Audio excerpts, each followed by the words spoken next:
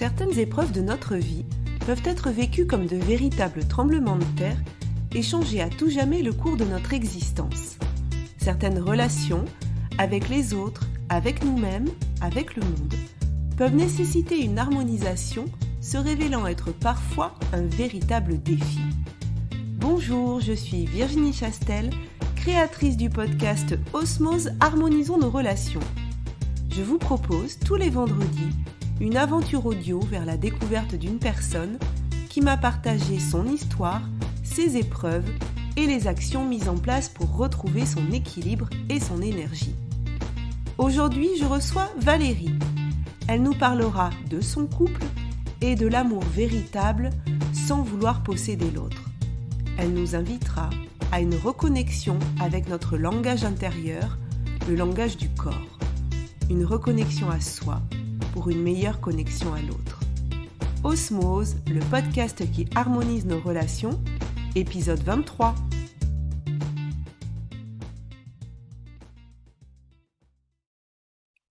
Bonjour Valérie.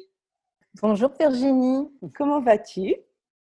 Je vais bien, je suis très contente d'être interviewée par toi avec grand plaisir. Oui, je t'ai proposé de participer à mon podcast et tu as répondu à mon appel et je t'en remercie vraiment. On va parler dans ce podcast des relations aux autres, à soi, des relations à l'environnement. On va voir ce que toi tu vas nous partager comme histoire de vie aujourd'hui. Et justement, pour démarrer, est-ce que tu pourrais nous dire rapidement qui tu es ? Oui, avec plaisir. Alors, je m'appelle Valérie, je suis directrice dans le monde artistique et de bien-être depuis plus de 10 ans et j'étais avant cela thérapeute pendant une bonne douzaine d'années. Et comme ma vie qui était un peu beaucoup même accidentée, j'ai changé d'orientation. Donc, voilà. Bon, des changements dans la vie professionnelle qui des fois sont aussi en lien avec des changements intérieurs. En tout cas, on va situer, remonter un petit peu le fil de ta vie pour repartir à une époque où tu avais des problématiques dont tu vas nous parler si tu veux bien. Oui, alors moi j'aimerais échanger avec toi et avec vous. Donc ce sont les rapports, dans le couple familial, ce rapport dominant-dominé. Souvent on met une étiquette, la plupart du temps ce sont les hommes, d'harcèlement moral en tout genre. Oui. Et c'est vrai, hein, moi je dis rien n'arrive par hasard. Oui.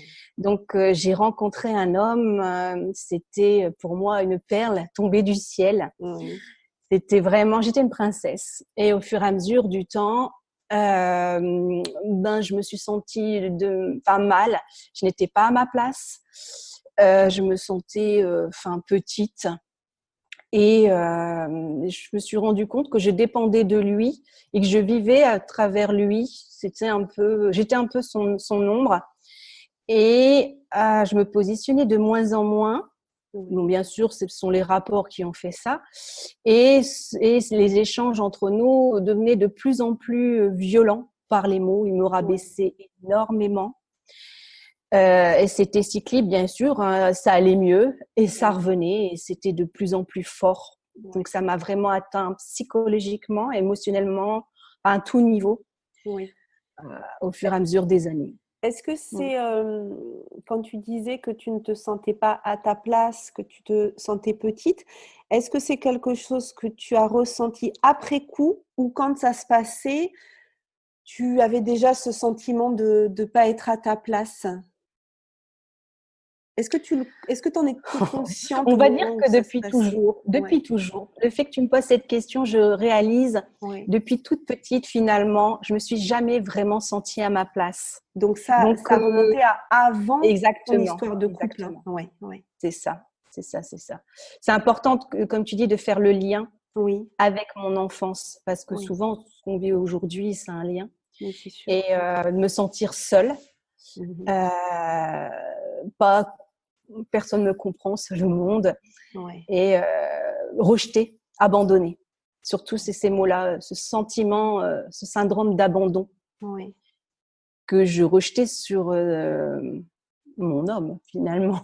Et oui, Je le rendais responsable. ouais, Voilà. c'est-à-dire que toi, des choses que tu avais déjà vécues petite, des sentiments que tu avais déjà vécus petite, mais à ce Oui, moment-là, très certainement pas fort, oui. conscience, hein, quand on est enfant, Oui, on n'a pas forcément conscience qu'on porte ces blessures-là.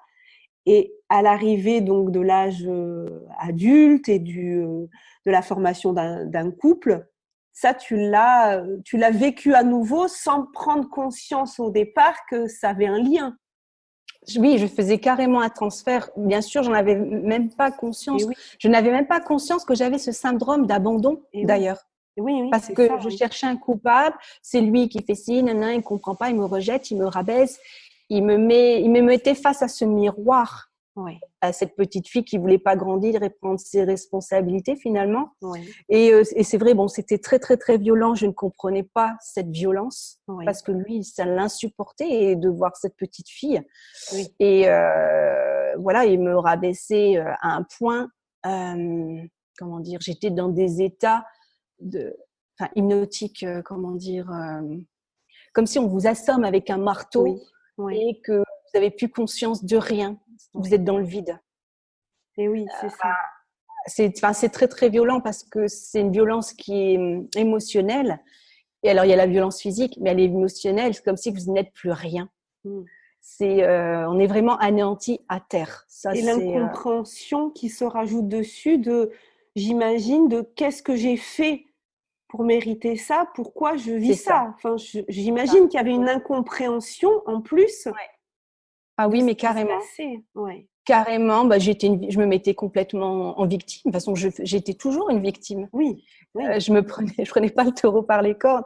J'étais constamment victime, mais je m'en rendais pas compte c'est ça. parce que bah, je suis quelqu'un de bienveillante, mais dans ma façon d'être, certainement aussi de communiquer, je me rabaissais moi-même finalement, mais j'en avais pas du tout conscience, Ouais. du tout, Oui, ni de ce forcément. syndrome d'abandon.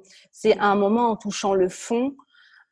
J'ai eu de très belles personnes autour de moi qui m'ont tendu la main. Je suis allée voir, bien sûr, une professionnelle Oui, qui m'a dit la première chose à faire, c'est qu'on va s'occuper de vous, parce que vous devez comprendre certaines choses, pourquoi vous en êtes arrivé là. et oui. Et il y La a un livre qui m'a compréhension. beaucoup, Mm. ouais, la compréhension, et le livre de Lise Bourbeau, Oui, Les 5 oui, blessures. Ça oui, m'a énormément aidé. C'était un et oui. cadeau, ce livre. Ça m'a aidé à me comprendre, d'aller chercher ces blessures de cette enfance qui n'étaient pas guéries et qui revenaient toujours aussi à la surface. Et que je rendais aussi cet homme coupable et que j'avais plein de mauvaises pensées, de petites pensées parasites, toxiques, des images sur cet homme. Et j'avais pris conscience que j'étais responsable. Je créais, parce Oui, que ce que je pense, je le crée. ouais, J'étais responsable de ces affrontements ouais. parce que je traitais de monstre, de castrateur, etc., etc. Alors que cet homme, il a aussi ce côté sensible et c'est aussi un bel homme, un gagnant, etc. J'ai une Oui, grande oui, oui, admiration. Donc j'ai compris aussi tout ça que dans un couple on est deux et oui. et on a aussi sa part de Mm. responsabilité. Et rien n'arrive par hasard. On attire des choses parce que on a soit un manque ou un trop plein à comprendre et à guérir. C'est Donc ça ça, évolue. ce que tu Ouais. dis, et quand tu parles des 5 blessures, effectivement, qui ont été développées par Lise Bourbeau, hein, Oui. trahison, rejet, abandon, humiliation, injustice. C'est effectivement le problème, c'est quand on la porte, et tu l'as très bien dit, qu'on n'en a pas conscience, on va Mhm. finalement reproduire ça avec d'autres personnes. Dans son Et couple, dans la vie voilà, et familiale, ce ouais. que tu disais, c'est que finalement, tu l'as, comment dire, mis l'autre dans une position de bourreau et donc toi dans une position de victime. Et quand tu parles de responsabilité, bien sûr, il ne s'agit pas de culpabilité, hein, Mhm. mais de prendre sa part, comme tu l'as dit, quand on est deux, on est deux. Donc, il ne C'est s'agit ça. pas.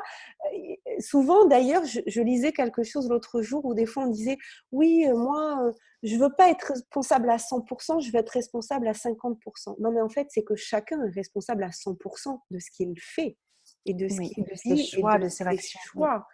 Mhm. Et j'imagine que quand tu as commencé tu parlais de cette thérapeute qui t'a dit d'abord, il va falloir vous occuper de vous et Oui. que tu as commencé à comprendre, ça a été le En fait, moment de elle m'a dit des bascule un mots. peu?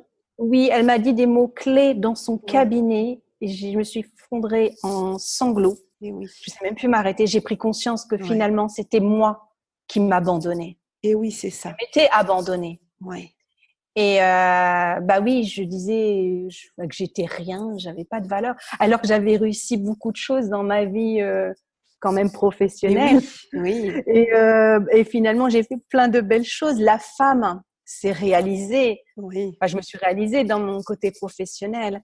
Mais voilà, dans la vie familiale, de couple, je n'étais rien. ouais. Je me donnais aucune valeur et je lui avais donné le plein pouvoir. J'avais donné mon pouvoir, en fait, finalement. C'est ça, J'ai pris oui. conscience de ça, Donc ouais. effectivement, quand tu dis je m'abandonnais, c'est que Oui, au départ, c'est inconscient, mais il y a une responsabilité déjà de toi si tu donnes pas effectivement ce que tu dis, si tu ne reprends pas le pouvoir ou si tu ne le prends pas, ben, tu le laisses à exactement. l'autre. Alors après, l'autre en fonction de C'est la comment clé, c'est il la clé. est et Ouais. l'autre en Mm. fonction de ce qu'il a vécu, ben, ça peut être porte ouverte à des choses de domination, comme tu disais. C'est ça. Mm.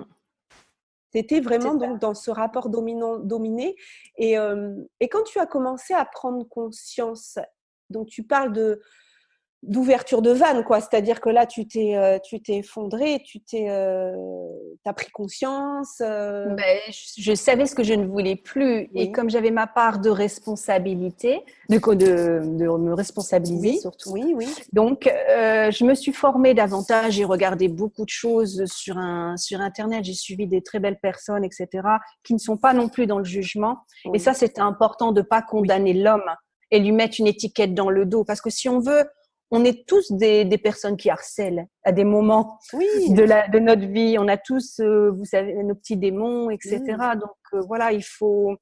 Bien sûr, mon cas n'est pas celui de l'autre. Hein. Chaque ouais. cas est unique.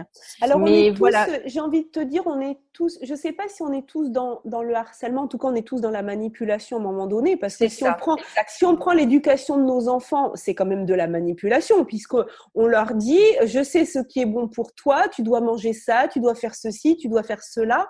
Après, tant que ça reste bienveillant et qu'on n'empêche pas l'autre d'être ce qu'il est, on va Mhm. dire que c'est tolérable, en C'est tout ça. cas. Mais quand ça commence à dépasser et qu'effectivement, tu parlais quand même d'humiliation, tu parlais quand même de, de, de l'autre qui te rabaissait. Donc, il y Rabaisser. avait quand même des choses qui n'étaient pas du domaine de l'acceptable. C'est ça. Oui, le non-respect était plus que dépassé. Hein. Voilà, quand même. Ouais. Oui. Ouais, ouais, ouais, ouais. Donc, même si effectivement, aujourd'hui, voilà, tu dis, je ne veux pas être dans la condamnation, en même temps, enfin, voilà, je tiens quand même à dire qu'il y a des choses qu'il faut, et c'est sans jugement non plus, hein, ce que je dis, hein, mais il y a des choses qu'on ne peut pas accepter et c'est effectivement revenir à toi et tu parlais d'abandon, c'est-à-dire décider de ne plus t'abandonner.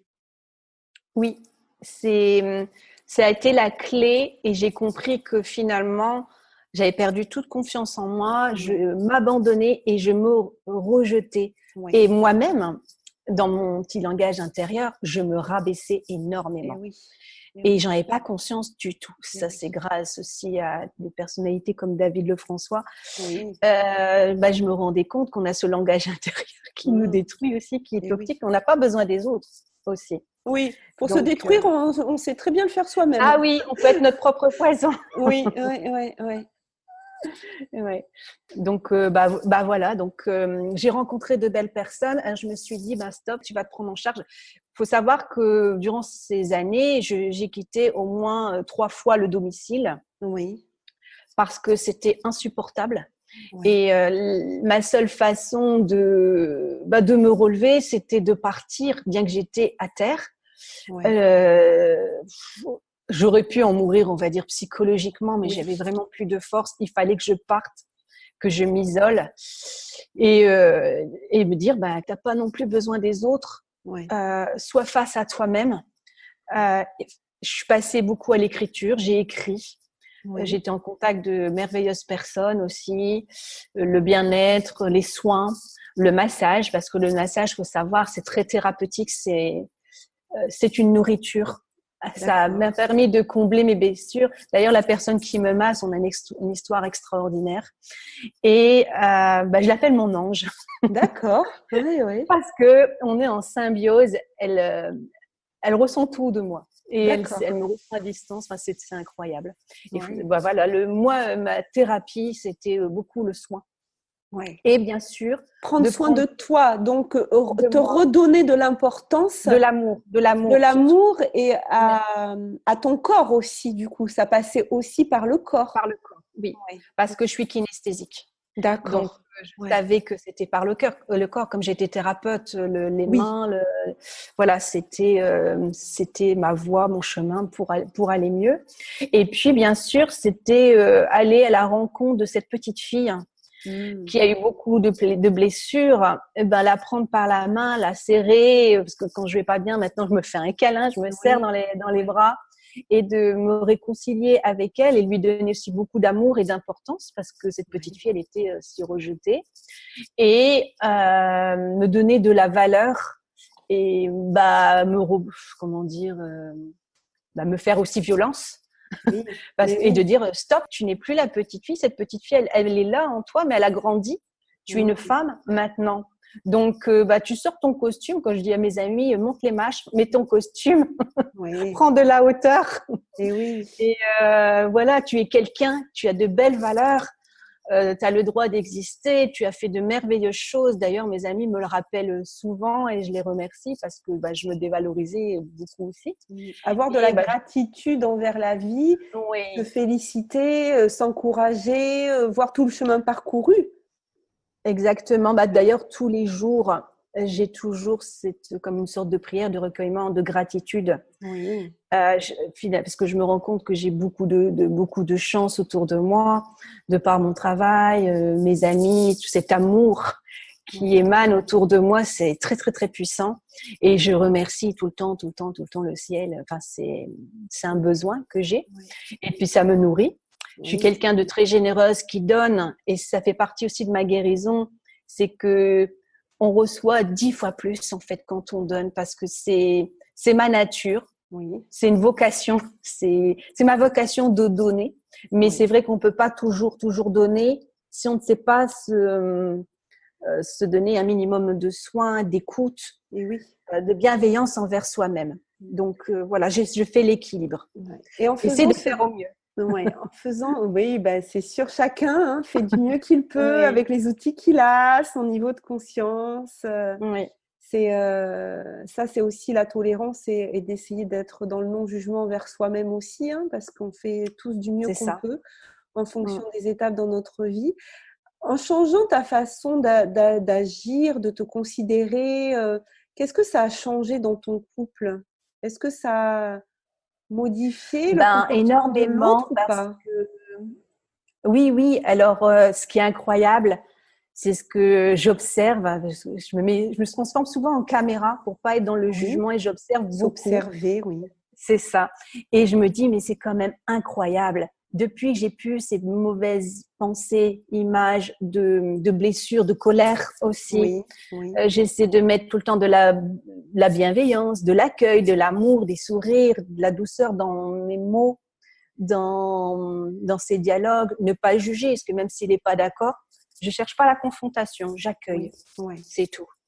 Donc, et je me rends compte depuis 1 an, notre couple s'est vraiment adouci, on est vraiment complices, et il n'y a plus ces tensions pour des rien. En plus, ça a commencé pour rien du tout. Il y en a quasi presque plus du tout. Et aujourd'hui, je me sens beaucoup plus femme, plus forte, plus haute en vibration, à tout niveau, même pour mon travail, parce que forcément, quand mon couple n'allait pas, mon travail n'allait pas, je n'avais plus de jambes. Et là, c'est vraiment presque un miracle. J'en parlais justement avec un de mes enfants, elle me faisait la remarque, elle dit, mais c'est incroyable. Avant, il se passait pas 3 semaines, 15 jours sans il se passer quelque chose. Et elle dit là, tu me dis plus rien et tout se passe bien. Voilà. Je dis oui. Est-ce que tu c'est pourrais possible. dire que qu'au lieu d'être dans cette volonté de changer l'autre et de changer du coup ce qu'on a l'impression, hein, mais souvent on Oui. dit mais non, c'est pas une impression, il est comme ça, il fait ceci, enfin quand je dis il, c'est l'autre. Hein. Est-ce que tu penses que le fait d'avoir lâché sur cette envie de changer l'autre et de se dire je vais d'abord commencer par moi peut-être changer ma perception, mais surtout apprendre à être mieux moi-même dans ce que je suis, ça a changé la relation? Bah, c'est tout à fait ça. Tout commence par soi. Je pense qu'il faut arrêter de tout le temps trouver des coupables parce qu'on ne peut pas forcément non plus changer l'autre, mais on peut se changer, aller dans nos profondeurs et changer notre perception des faits parce qu'on n'est pas toujours non plus dans la raison, on n'est pas dans le vrai. Et il faut savoir aussi accueillir ça. Et, euh, et c'est vrai que le fait d'avoir changé mon regard, parce que ces petites pensées parasites, je le reconnais. Comme j'étais dans la blessure, j'étais pas forcément de bonnes attentions. Et ben le fait que je n'ai plus question d'envoyer des mauvaises, enfin d'être nourrie par ces pensées toxiques, ça a changé énormément de choses, énormément. Oui. Parce que je suis convaincue de cette vibration, de la puissance de la pensée. J'en suis convaincue et je l'expérimente de plus en plus. Oui.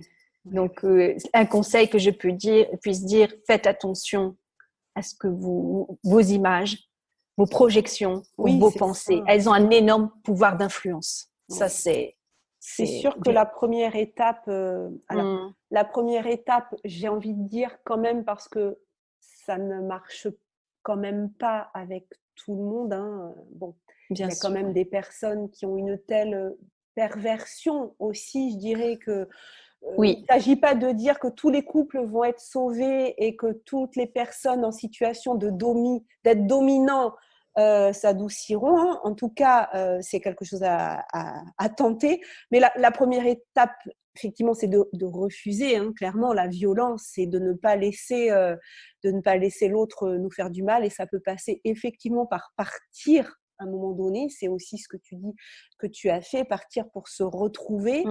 Mais le plus important, c'est de vraiment se retrouver, de se reconnecter à soi. C'est ce que tu as fait. Tu l'as dit, voilà, de ne pas vouloir changer l'autre, mais de travailler sur soi, sur notre perception, parce qu'on n'a pas d'impact en fait sur l'autre. On ne peut pas contrôler les autres. Sinon, nous aussi, on rentrerait dans une volonté de domination et de manipulation et de harcèlement, hein, parce que si on veut nous aussi changer l'autre, dans ce cas-là, on est aussi dans la position de celui qui harcèle. Oui. Mais je trouve que c'est très, très important ce que tu dis, de faire attention à nos projections. Oui, et puis d'accueillir, même si on n'est pas d'accord avec l'autre personne, il faut laisser couler. Il a le droit de penser autrement. C'est ça. Du moment que c'est dit dans le respect, même si ça peut faire mal, parce que souvent quand il parle, faut pas oublier, il parle avec son histoire, ses blessures à lui. Et oui. Et moi, je sais que il a été violent, c'est que il a une histoire très très très très lourde. Ouais. Et quand on voit des parents, pareil, qui ont été violents envers eux-mêmes. Et puis plein d'autres choses qui se rajoutent. Oui, forcément, le contexte n'était pas là. C'est difficile aussi de parler d'émotions, d'amour quand on ne l'a pas vécu, qu'on a baigné fortement dans la violence. Alors il y a des choses qui nous suivent, il y a des marques. Tout à fait. Et après, il y a effectivement différents stades entre la compréhension et l'acceptation. C'est pour ça que je disais, par contre, il y a quelque chose qui ne doit pas être accepté, c'est que l'autre nous fasse du mal. Mais en travaillant sur nous-mêmes et sur nos propres blessures, on évite aussi de laisser la possibilité à l'autre de venir nous faire du mal. Parce que tu étais, j'ai envie de dire, entre guillemets, une proie facile, puisque tu avais ce sentiment d'abandon depuis toute petite. Donc, c'était facile, en fait. Puis, je suis une hypersensible. Donc, c'est facile de m'atteindre. C'est ça.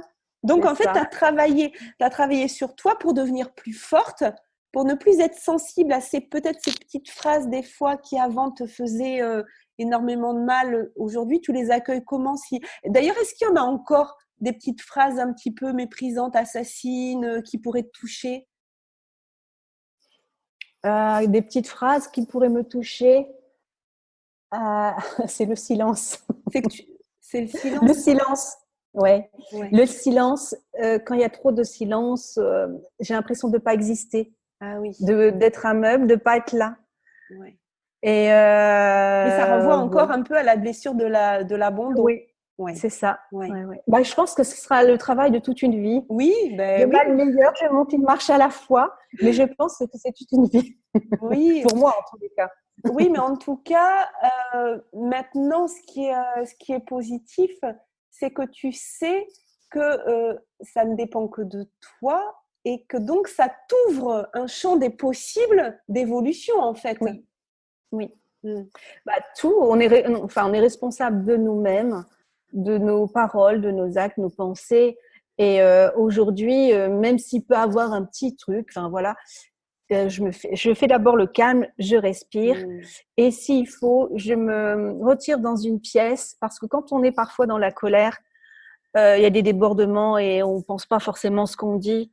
Il vaut Ouais, mieux reprendre le dialogue quand une fois tout s'est ouais, apaisé, surtout l'homme, comme on dit, il va dans sa taverne. Ça ouais. sert à rien d'aller le chercher. Parce que moi, j'allais le chercher dans la communication. Je Et ne oui. supporte pas le conflit. Donc, j'attisais parce que je voulais qu'on mette un point. Mais non, l'homme enfin, beaucoup d'hommes ont besoin Oui. de recueillement. Et c'est vrai qu'il faut avoir cette patience. Et en même temps, Voilà. tu Il dis, faut je se retirer, supporte on pas le revient. conflit. Non, je Et, supporte et pas en beaucoup même de temps, le fait d'aller Je le chercher crée. l'autre alors qu'il n'était Je pas le prêt, crée. voilà, ça crée le Je conflit. le crée. Ouais, c'est ça. Ah Enfin, oui, c'est contradictoire. de façon involontaire, en fait.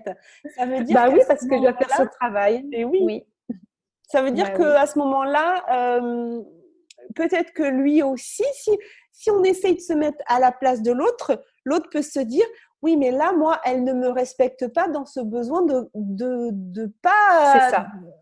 Enfin, tu vois, et c'est là où c'est important, Ah en oui, fait, mais il ce me que tu traitait dis, c'est ta oui, perception il des choses. comprenait pas, il me traitait de folle.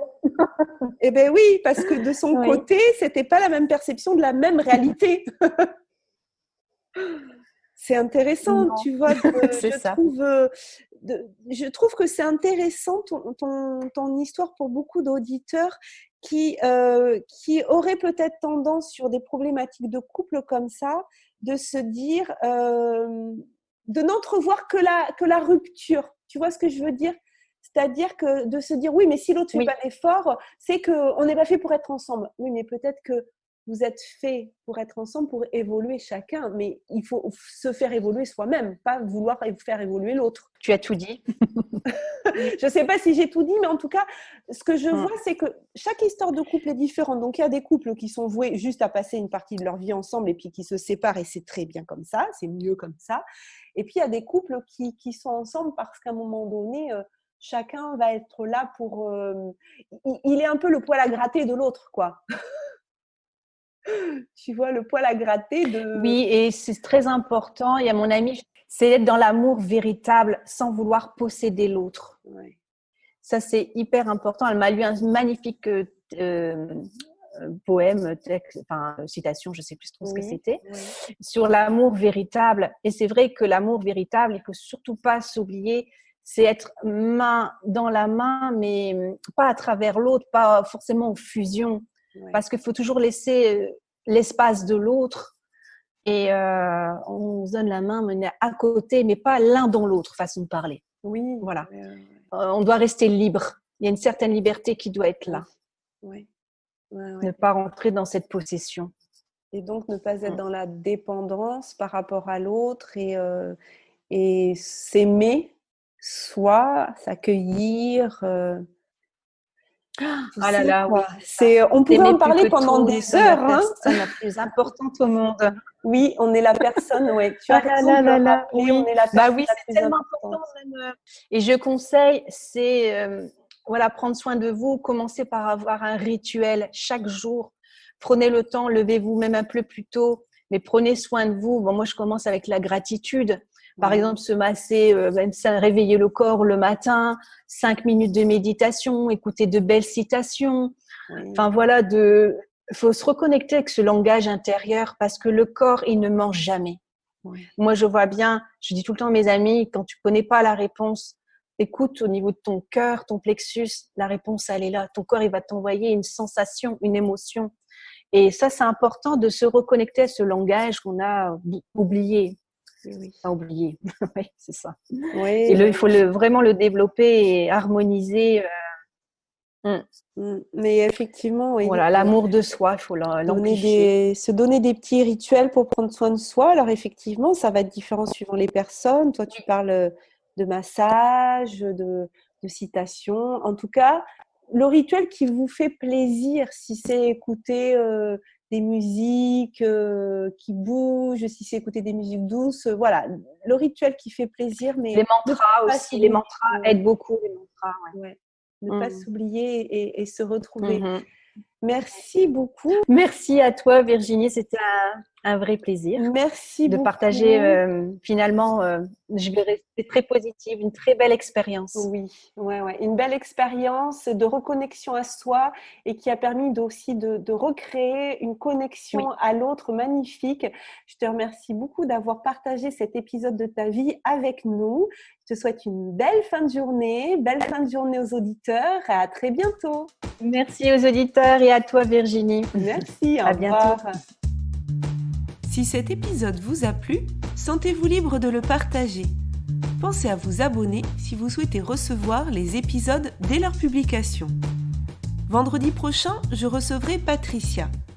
Elle nous confiera comment elle a réussi à apaiser ses relations amoureuses. Elle nous confiera son cheminement pour pouvoir être vulnérable en toute sécurité afin de créer une connexion de cœur à cœur et vivre des relations authentiques. En complément de ce podcast, je vous invite à me retrouver sur ma chaîne YouTube Virginie Chastel ou ma page Facebook du même nom plusieurs fois par mois pour des entrevues avec des leaders du développement personnel qui viendront nous partager leur point de vue et les clés qu'ils ont personnellement utilisées pour dépasser certaines épreuves de leur vie. Et pour encore plus de contenu inspirant, je vous donne aussi rendez-vous sur mon site internet virginiechastel.fr. En cadeau, vous pourrez télécharger les 22 questions qui ont le pouvoir de dépolluer votre vie relationnelle et me rejoindre dans le groupe privé Facebook Osmose Harmonisons nos relations. Belle fin de journée à vous et surtout, prenez soin de vous.